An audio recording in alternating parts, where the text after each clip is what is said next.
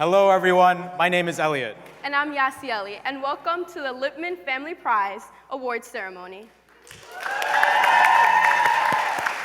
We're so thrilled tonight to be your co-host MCs here at this beautiful Penn Museum. What a wonderful, fitting backdrop for a night honoring world-changing organizations.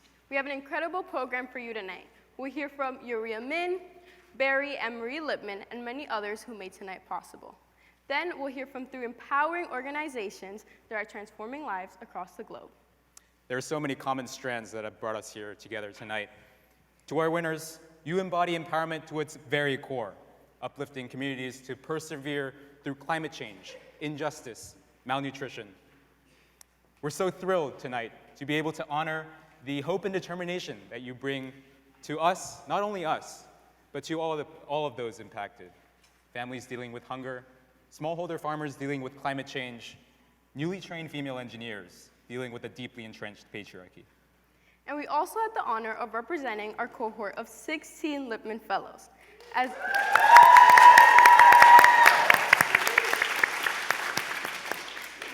Lipman Fellows, we spent the year on 7 a.m. Zoom calls, Saturday sessions that lasted all day in Diane Hall, and doing enough worksheets to wallpaper this entire museum. So when we tell you these organizations are worth it, trust us. We did the deep dive to understand them, and it was our privilege to be immersed in their stories. Of course, this work would not have been possible without the support of the incredible Lipman team. Throughout this fellowship, we learned how to research, review, analyze these incredible organizations with meticulous rigor, and also learn how to be a great team player and leader. Lessons we'll surely cherish for the rest of our lives. So a huge thank you to Sarah, Euria, Tunisia, Kim, everyone who pours their heart into making this program what it is. Thank you.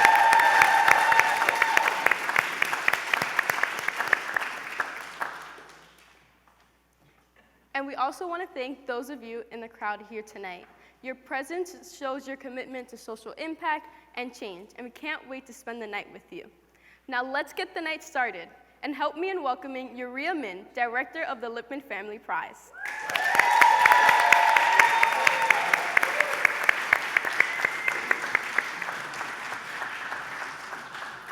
Thank you, Yasieli and Elliot. Good evening, everyone. It's a real joy to welcome you all here, and it's so lovely to see all the familiar faces alongside all those who are joining us for the first time this year. Tonight, we're going to hear from 3 incredible organizations, and I know we're also excited to celebrate them tonight together. Before we do, I do want to take a moment to just recognize that this is our 15th year of the Lipman Family Prize.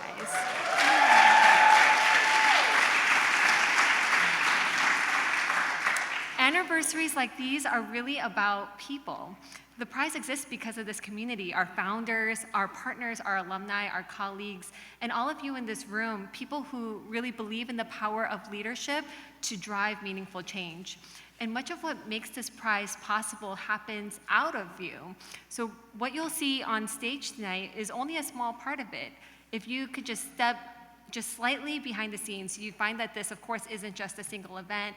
It's a set of conversations and relationships and decisions that are unfolding all year long. Our winners arrived in Philadelphia earlier this week and have spent the past 2 days in conversations across campus, meeting with faculty and staff and partners who open their doors and share their expertise and help build relationships that extend well beyond these few days on campus. That only happens because so many people, many of you who are in this room right now, say yes to being a part of it, and you make those conversations possible. And those connections don't happen on their own. They're built with intention and care, led by my colleague Kim Leichner. At the same time, there's a full year of work behind how those organizations get here. Hundreds of applications come from around the world, and that leads to a selection process that asks us to understand the organizations deeply, their models, their context, and their impact, shaped in close partnership with our steering and prize committee members whose insight and judgment really guide this work. Sarah Merck and Tunisia Meek hold that process together while also shaping it into that learning experience for our Lipman Fellows, students who engage with the work directly and ask hard questions and help shape what moves forward here. And our alumni fellows, are there alumni fellows here in the room with us? Wonderful. Many of them, of course, as you can hear, stay involved with us as reviewers and partners in the work, and they're an important part of what sustains this community over time. And all of this work is supported every day by a dedicated team, including colleagues like Kate Fitzgerald and Eden Sabala, who care deeply about every detail of what you're experiencing here tonight. And we're also supported by partners who strengthen this work in critical ways. At the School of Social Policy and Practice, the Center for High Impact Philanthropy, who are also celebrating their 20th anniversary this year, along with the Center for Social Impact Strategy and the Nonprofit Leadership Program. They bring deep expertise and create learning opportunities that really just extend the impact of the prize. And at Wharton, Nat Chen and the communication program, our partners in Wharton Executive Education, and our executive coaches all support our fellows and our winners, deepening the experience in really meaningful ways. And this all, of course, begins with Barry and Marie Lipman, whose vision and generosity set all of this in motion, and so many others across this community whose time, expertise, and commitment continue to shape it. So while we're here to celebrate 3 amazing organizations, this evening really reflects the collective effort of many. And if you look around the room, you're surrounded by the people behind what makes this prize possible. I hope you'll take the opportunity tonight to connect and to continue conversations, to meet new people, and to deepen the community that has grown over these past 15 years. Thank you for being here.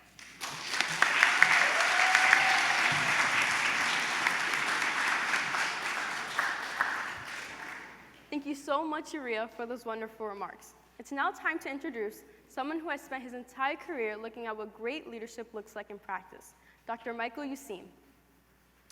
Professor Useem is Professor of Management and Director of the Center for Leadership and Change Management at the Wharton School. He has written widely on leadership, teamwork, decision-making, and governance. His work focuses on leadership development across the world, in the United States, Asia, Latin America, and Europe. He works with companies in the nonprofit, private, and public sector, including Coca-Cola, the United Nations, the New York Fire Department, and so many more. Professor Useem has written a dozen books and has also been co-host of the Wharton Leadership Conference for the past 29 years. Now let's give a warm welcome to Dr. Michael Useem.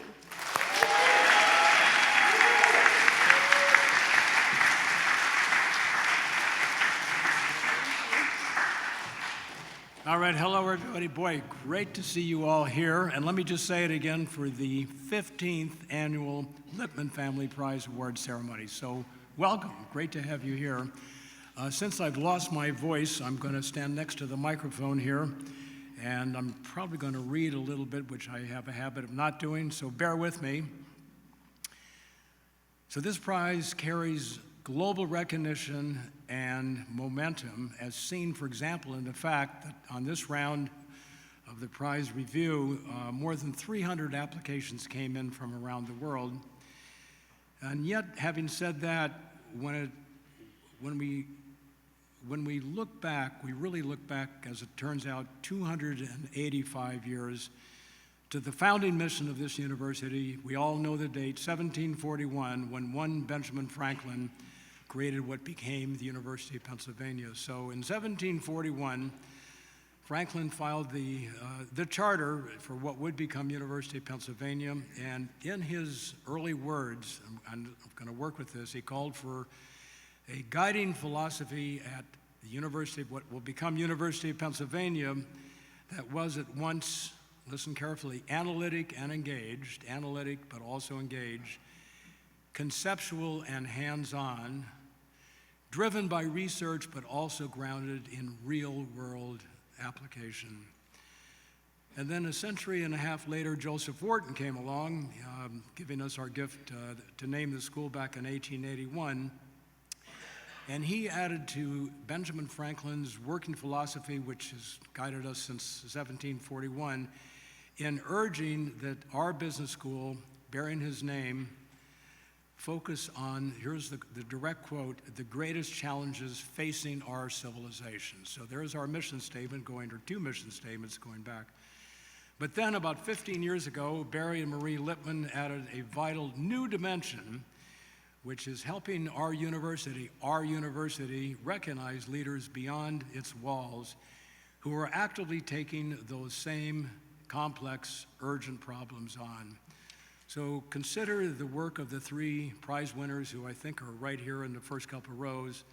So Barefoot College International has been focusing on underprivileged women through renewable energy education.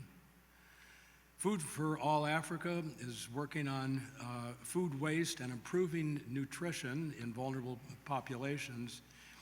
And then Kheyti is working with small farmers in building resilience to climate change, right out of Joseph Wharton, right out, really ultimately out of Benjamin Franklin. Having said that, each of these initiatives reflects Franklin's ideals, deeply informed in concept and powerful in practice, and Joseph Wharton's charge to confront the defining issues of our time, from whatever it may be, clean energy, food security, or climate resilience. And through their partnership with Wharton, the McNulty Leadership Program, and other Penn schools, Barry and Marie Lipman, sitting right here about to come on stage, have added a 3rd force to Franklin and Wharton's original vision, one that shines a spotlight on real-world leadership and a bias for action, bringing a spirit that the university has championed now, in a sense, going all the way back to Benjamin Franklin for 285 years. So now it's a moment to bring the creator of the prize, the supporter of the prize, the 2 people who have made it happen, and in particular, Barry Lipman is going to come on stage. Would you please welcome the creator of the Barry Whitman Prize.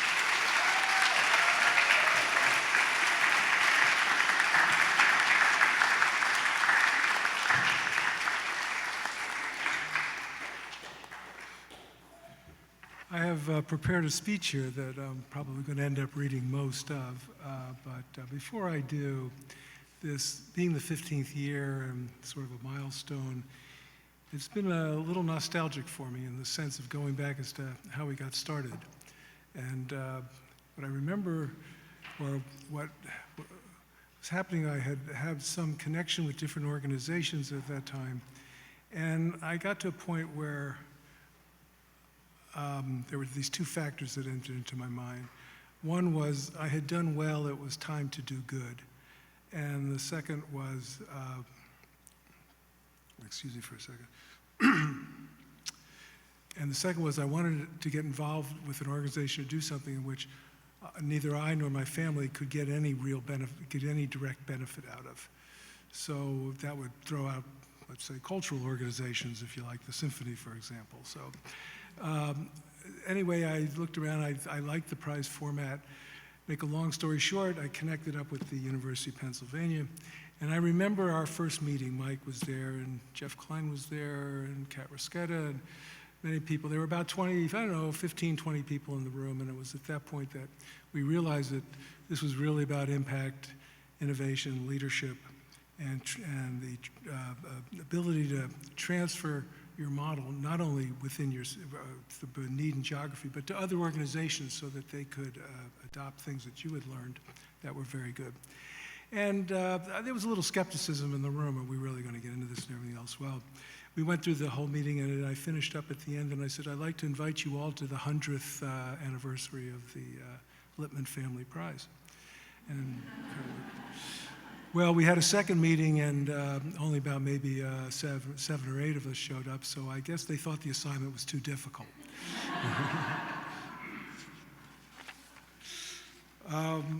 When Marie and I first launched this prize, the goal was simple yet ambitious: to support organizations that are not only doing good, but doing it well, combining innovation, measurable impact, strong leadership to take on some of the world's toughest challenges, with the ability to transfer those attributes over geography and need and to other organizations. What we did not fully imagine at the time was the extraordinary community that would grow from that vision. At first, I thought it would evolve from competition, but I quickly learned the best path was collaboration. 15 years later, that vision has flourished into a global network. We are proud to have awarded unrestricted funding to 45 remarkable organizations. Since 2011, more than 200 Lipman Fellows have become part of this committee, each bringing their own talent, insight, and deep commitment to advancing social impact. And with well over 2,000 applications received over the years, it is clear that the spirit of purpose and innovation continues to grow stronger with each passing cycle by expanding, deepening, and becoming more connected. What inspires me the most is not simply the scale of what we have built, but the strength of the connections within it. Our winners don't just receive an award, they join a lasting community, a community that learns from one another, supports one another, and challenges each other to go further. And it is in that spirit of connection and collaboration that something powerful happens. The impact of the work doesn't just add up, it multiplies. One organization's success sparks new ideas in another. Solutions are adapted, replicated, and expanded in ways none of us could have predicted. The same is true for our students. Some arrive with deep experience in social impact, while others are just beginning to explore it. But all of them leave changed, having learned from these organizations, from each other, and from the shared belief that leadership can be a force for good. One other little side note here, one other factor is when I started this prize that I wanted those students to come from the different colleges in the university. That was unheard of. You don't have interdisciplinary organizations. And I think for years this was the only one that was on campus. And I remember having a breakfast one time with several of the students, and I went around and I said, tell me how the prize affects you and how you feel about it and everything else. And this woman said, I'm 41 years old and I have 2 children. I'm in the Department of Education, and I live off campus with my family, and and I've been so involved in education trying to get my degree. She says, never in my life did I imagine I'd become good friends with a student at Wharton.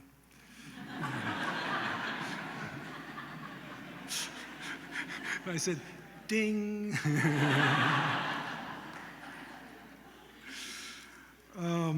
This ripple effect across organizations, across students, across communities is at the very heart of what we hoped for 15 years ago.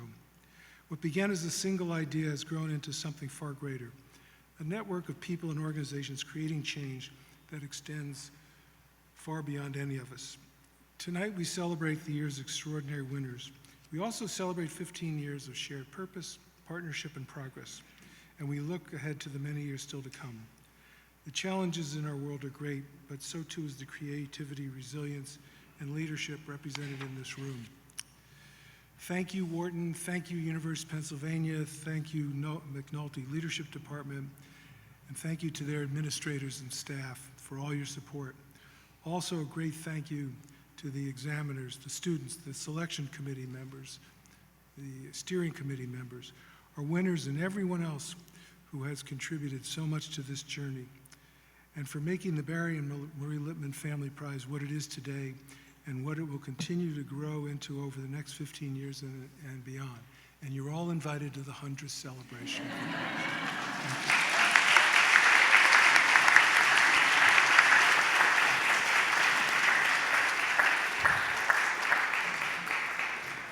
Thank you so much for those wonderful remarks, Mike and Barry. Hey, Ozzy, Yeah, Elliot? did I hear that correctly? Is this really the 15th Lipman Prize? You're absolutely right. Wow. What were you doing 15 years ago? I think I was still in kindergarten. Probably learning how to spell my name still. Wow, it really puts things into perspective, doesn't it?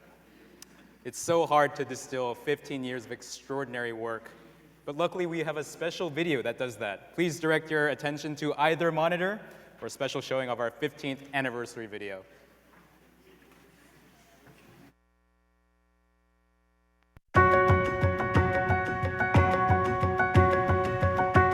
When Marie and I established the Lipman Family Prize, it was rooted in a simple belief that social innovation can be elevated and multiplied.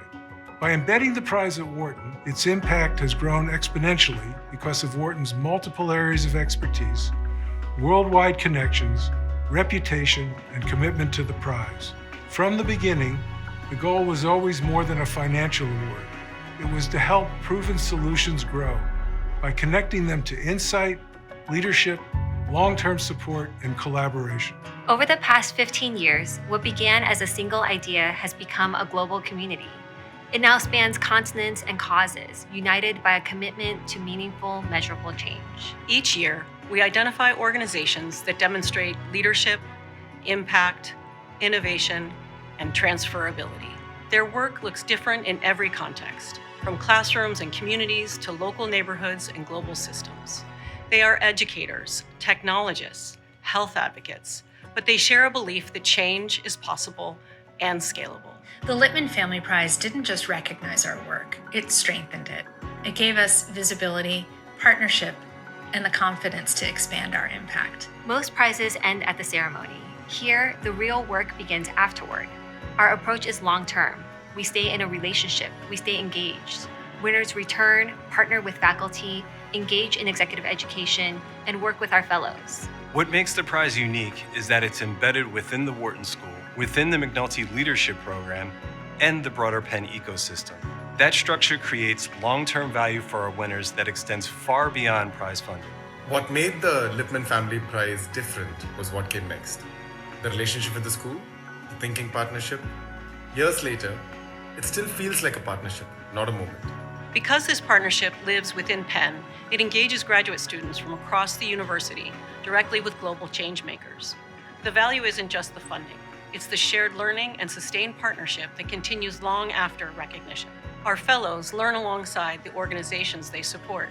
They contribute their skills and insight and deepen their own leadership in the process. The Lipman opportunity as a fellowship is so unique on campus because it's the only opportunity that I had where you're learning about psychology, leadership, like hands-on learning with grants, but also having real impact around the world. And you don't get that anywhere else at the University of Pennsylvania. I think walking away from Lipman, I am taking away even more so the notion that the future is interdisciplinary. We are more powerful in community when leaning on all these different fields and disciplines. The Lipman Fellowship gave me hope. The world's challenges are vast, yet abundant solutions live in passion, purpose, and partnership. 15 years in, we are proud. More importantly, we are hopeful about what comes next.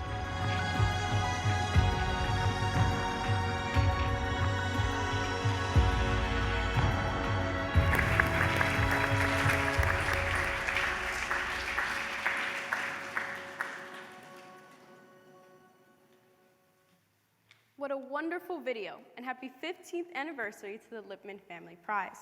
It's now time to hear from our finalists of the night. Our first winner is Barefoot College International, also known as BCI for short. This organization works at the intersection of climate change and rural poverty. They train women in remote communities in Latin America, Asia, and Africa to be solar engineers, educators, and entrepreneurs. They don't just bring renewable energy to communities that need it most, they ensure that these communities have the knowledge and quite literally the power for them to sustain themselves. Now please welcome to the stage Sue Stevenson from Barefoot College International.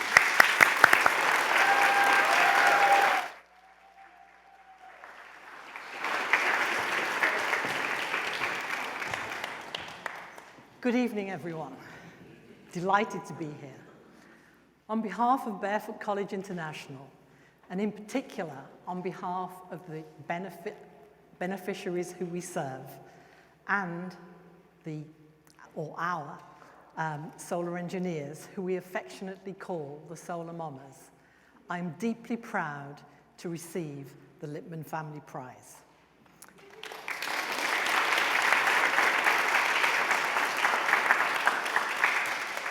At BCI, we feel very fortunate to stand beside the other winners and to be counted as an organization whose work reflects the commitment, ingenuity, and care to make a difference to human lives. At BCI, we're often referred to as a solar organization, but in reality, what we do is to create a system where technical knowledge, infrastructure, and opportunity is placed in the hands of those who historically have not had control of these resources. In order to demonstrate to you the power of what we do, I would like to share a story that illustrates the genuine, long-lasting human development relies on allowing people to develop their full potential and to have their own agency.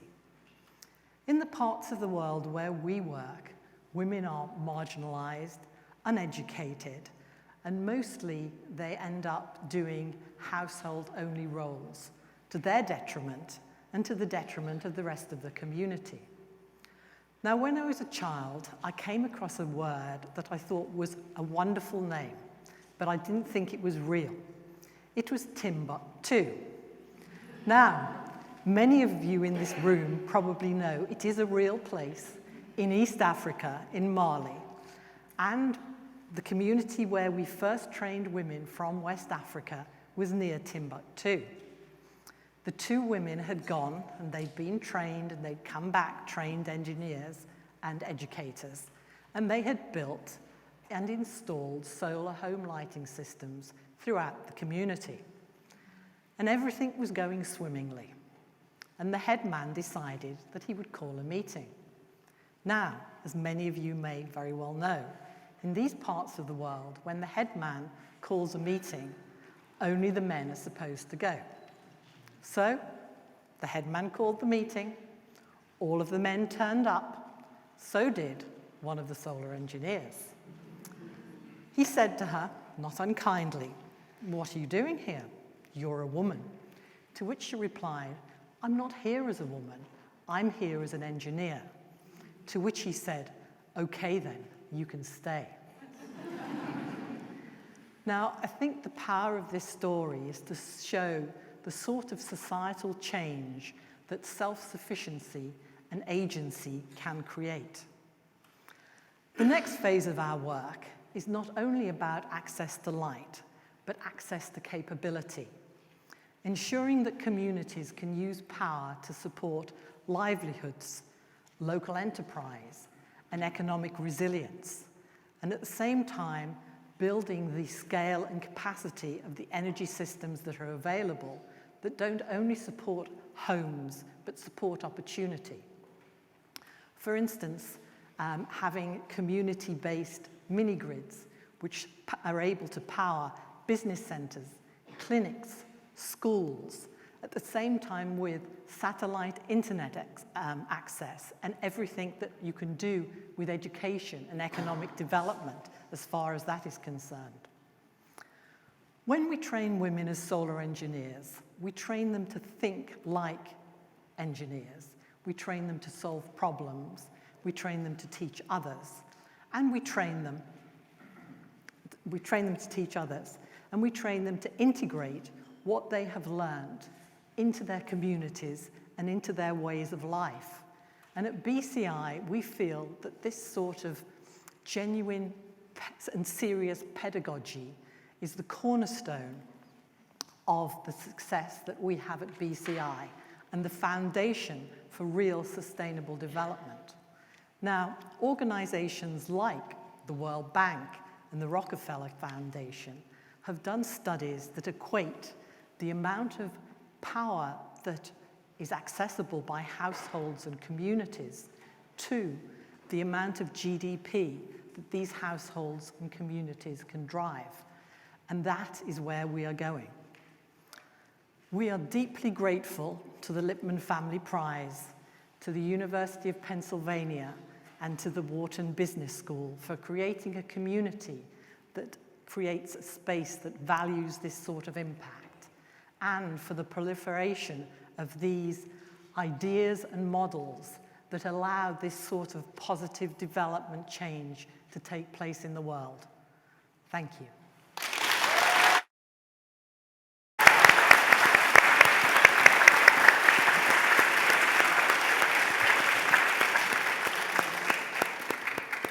Thank you, Sue, for those wonderful remarks. It's now time to hear from our second winner of the night, Food for All Africa. Food for All Africa operates the first and the largest food bank in West Africa, tackling food and nutrition insecurity in Ghana. They rescue surplus foods, give it to vulnerable communities, and compost organic waste for farmers, all while using a cycle that reduces methane emission. Now please welcome to the stage Elijah Amu Adu from Food for All Africa.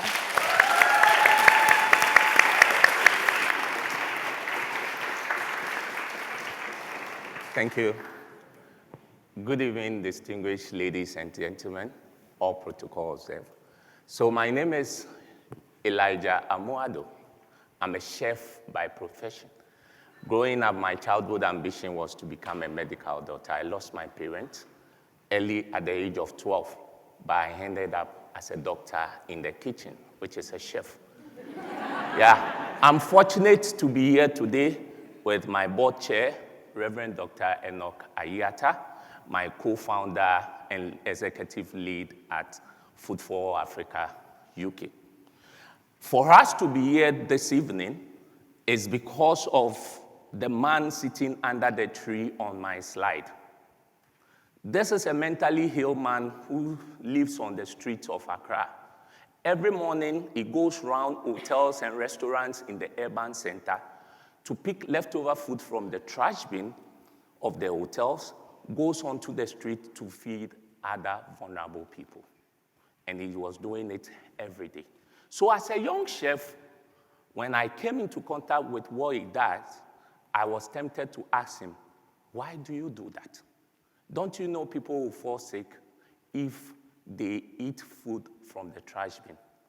His response to me was, if he doesn't do it, who will? And that, for me, made me see that being a chef is not enough. There is a problem within our food system. How do we address that? That was where we realized in 2015 that there is the need to create an organization that connects excess food within the supply chain to vulnerable people. Then we saw the word food bank. Food bank. We know of our traditional bank being the monetary bank. But then we started West Africa's first and largest food support, or food bank. Then we realized that food bank, as is known in America and other parts of the world, can never be the same due to the many smallholder farmers within our food system that have a lot of their product going to waste. And that was how we started a partnership helping to invest in infrastructure that creates a system to ensure that smallholder farmers can connect their product to market. But those that they are not able to sell, we recover both the edible and inedible products that they are not able to sell. For the edible, we connect it to a private school feeding program that we run to ensure that schools without government school feeding program can have access to a meal. And also, most of the mothers are employed as caterers to support in the feeding. With the inedible product, we connect it to our biodigital black soldier fly farm, where we feed it to the larvae, and then when it grows to a certain age, we harvest that and then sell as an alternative source of protein for the poultry farm that depends on soya and other forms of protein. Now there's an important byproduct, which is organic fertilizer. This organic fertilizer goes back to the smallholder farmers that we work with to ensure that their reliance on inorganic fertilizer is reduced, and then they are able to also grow more. If we are here today, we are grateful for the Lipman Family Prize, the Wharton School, and the McNulty Leadership Program for selecting us as one of the winners.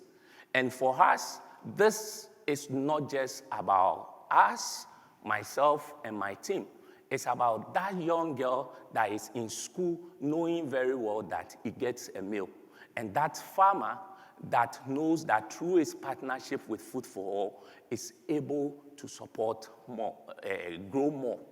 And through this support, we are able to extend the work that we do to 10,000 more farmers across Ghana and on the continent. Thank you very much for this opportunity.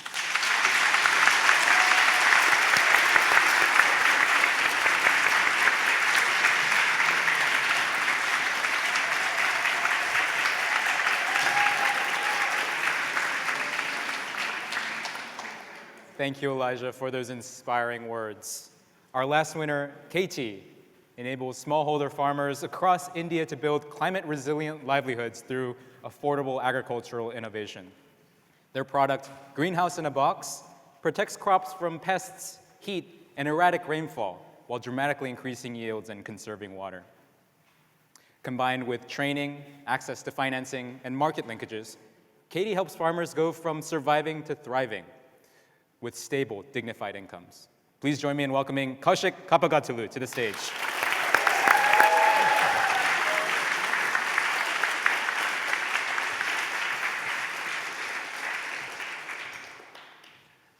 Hello everyone, my name is Kaushik and I'm the co-founder and CEO of Kheyti. Kheyti delivers long-term climate resilience to smallholder farming families.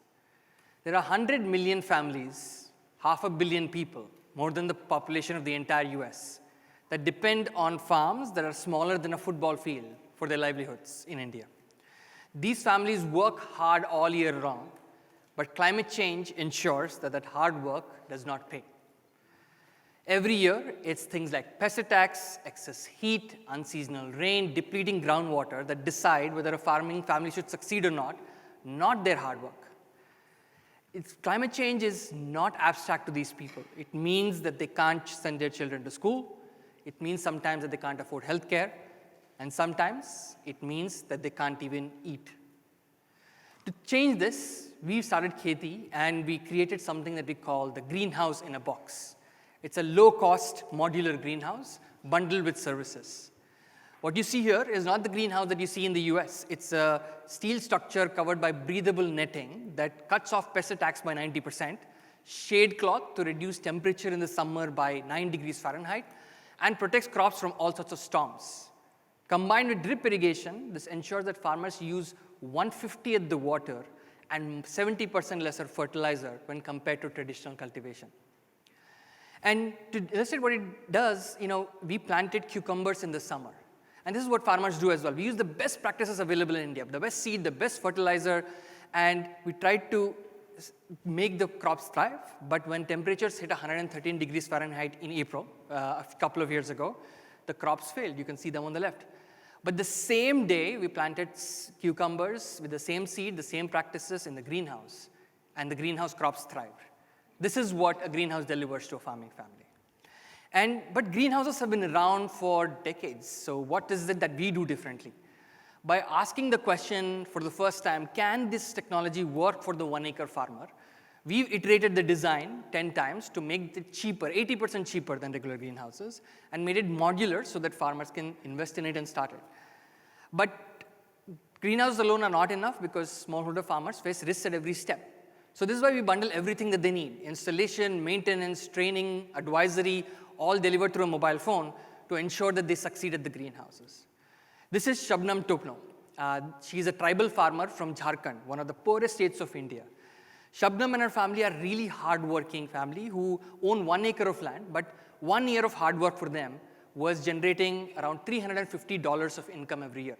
That is less than $1 a day for her family to thrive, to survive on. Shabnam, like millions of farmers in India, has the will to work on changing their situation, but not the tools and support. A couple of years ago, Shabnam's family signed up with us and set up a greenhouse on only 5% of their land and grew 3 crops in a year in that greenhouse: cucumbers, peppers, marigolds, and earned not $350, but an additional $813 from that 1 year of growing. And this is not just an $813 number. It's money that went into children's education, into healthcare, and into reinvesting in their farm. Shabnam is not an exception. She's an example of what happens when you give a hardworking family the right tools. And we just started scaling our impact with farmers like Shabnam. In 3 years, we've gone from 1,000 farmers to 3,000 to 6,000, and on track to reach 10,000 this year. But that 10,000 needs to be a blip. Our ambitions are big. In the next 5 years, we want to reach 100,000 farmers and 1 million in the next 10 years. And that million also needs to be a blip because there are 100 million smallholder farming families in India. And my hope is to see a world where every single one of those families is climate smart through access to a whole host of technologies. And that's shown in a village that we work in here. Like we started working here 2 years ago, and one farmer set up with a greenhouse. And today you can see almost every single farm has a greenhouse. This is what I want to see in every village of India. And change like that does not happen just by Kheyti and just by one organization. It happens by creating a movement. And that is why I'm especially grateful for this, to the Lipmans, to the Lipman Family Prize, to Penn, and all of you for coming here. Because when you come here, when you recognize us, recognize our work, you are saying what we are saying. You're saying that it's time to stop thinking of small farmers as small farmers and start thinking of them as smart farmers. Because when you say that, if 100 million smart farmers start using lesser fertilizer, pesticide, and water, something happens. It is that we all benefit.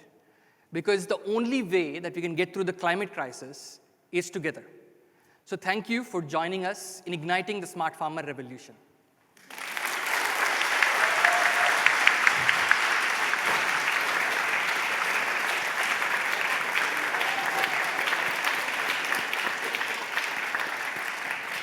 Thank you, Kaushik. Let's please give a warm round of applause to all of our winners tonight.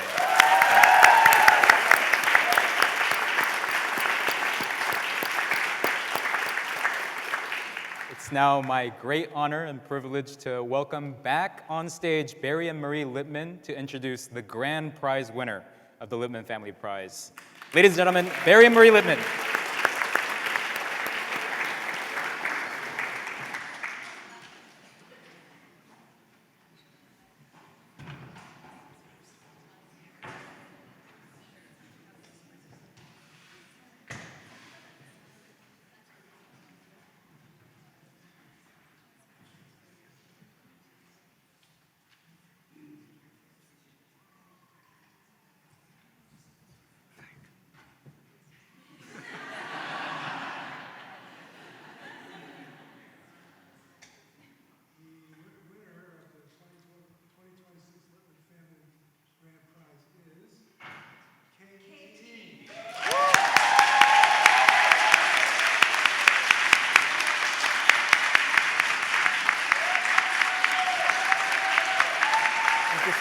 Thank you so much.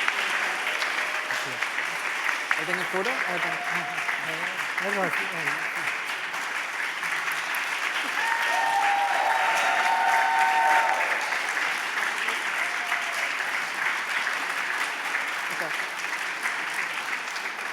Thank you so much for your generosity. Yeah. Thank you so much for this.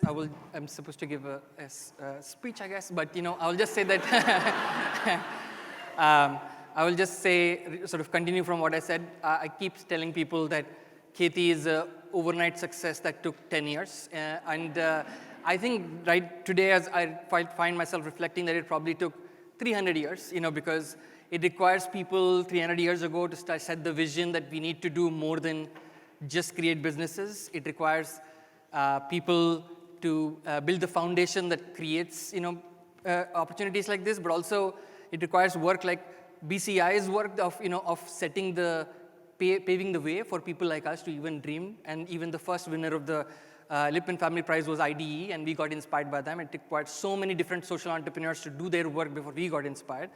And the only reason we've been able to do this for the last 10 years is because of all the people like you who supported us, our team, but most importantly, our farmers who trust us every single day, these stupid urban people who come in and tell them about, new stuff. But they trust us, they put their hard work, and that's what leads to the outcome. So thank you so much for this.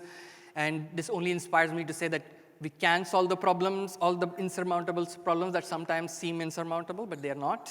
And we will do that if we do it together. Thank you.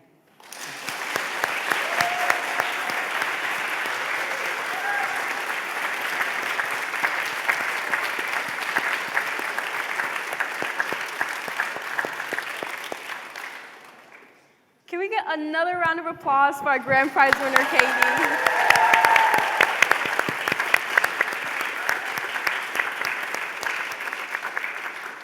And of course, congratulations to Barefoot College International and Food for All Africa as well.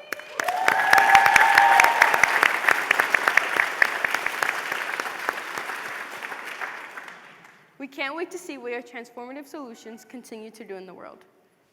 These three organizations have shown us tonight not only what it takes to mobilize and empower a community for generations to come, but also what it truly means to steward hope and determination throughout a particularly challenging time for nonprofit organizations worldwide.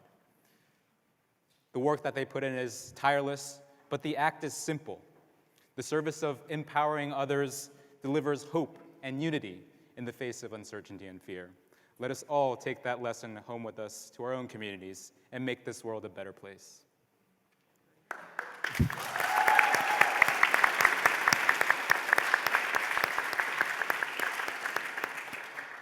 Now we want to give thank you to those who made this year and this fellowship year what it is. To Barry and Marie Lipman, thank you for building something that opens doors, builds relationships, and supports the work of these incredible organizations. And to those of you here tonight, we can clap, yeah, clap.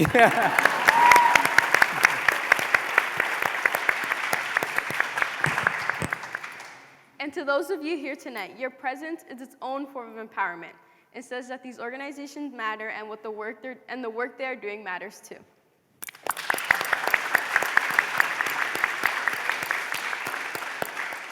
Now, dinner is ready for you all to enjoy. Please, while you're eating, make sure we encourage you to get to know the representatives from Barefoot College International, Food for All Africa, and Kheyti as you eat. There's no assigned seating, so feel free to move around, though we do encourage you to talk to someone new. Consider it one of your fellowship assignments for the night. It's been such a wonderful time being your co-host for tonight. Thank you so much for being such a lovely crowd, and please start making your way towards the Asia Gallery for dinner. Thank you all. Have a lovely evening.